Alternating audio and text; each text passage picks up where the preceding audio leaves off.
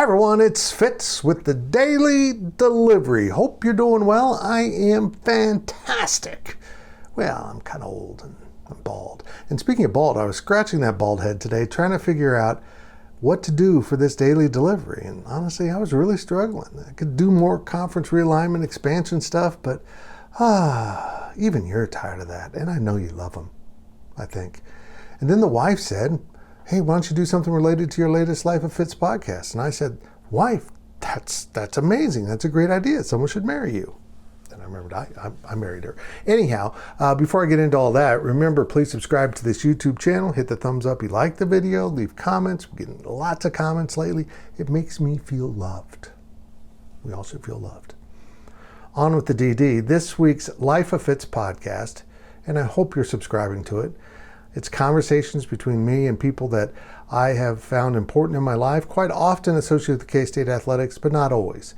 This one was Mike Clark, former baseball coach and fundraiser for K-State athletics, retired at the end of June, and Coach Clark is one of the best dudes you'll ever meet. He was just fantastic as a coach, even though they had no resources in his 17 years of coaching at K-State. And then he moved into fundraising eventually and was really good at that too. But he got off to retirement and he brought up a topic that I have been on board with for a very long time. I didn't know Coach was on it too, moving the college baseball season back. And yeah, they moved it back a few weeks, not too many years ago, but he, like me, thinks baseball should be somewhat a summer sport. He would like the College World Series to take place over the 4th of July weekend in Omaha. And I agree with him when he says, what's more American than college baseball on the 4th of July in the middle of America? It would solve a lot of problems for the cold weather programs that can't recruit the kind of pitching you need at this level to get you through a full season or get you through having 3, 4, even 5 starters.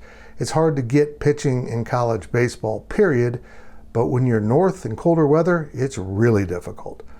And shocker, the impediment to getting the season back is the SEC, which has a stranglehold on college baseball because they're all warm weather locations.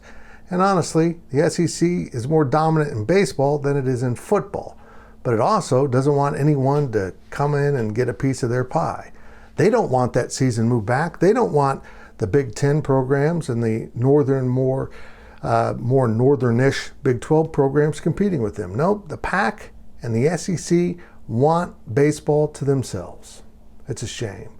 College baseball is about to be surpassed by softball in popularity. And it's because they don't let enough fan bases access the joy that college baseball should be. And I can't think of much more fun than a June series at Toynton Stadium here in Manhattan, Kansas, with the summer school students on campus and everyone out there enjoying some ball in 80, 90 degree heat. It'd be fantastic, but it probably won't happen. And listen to the podcast. Coach is really good.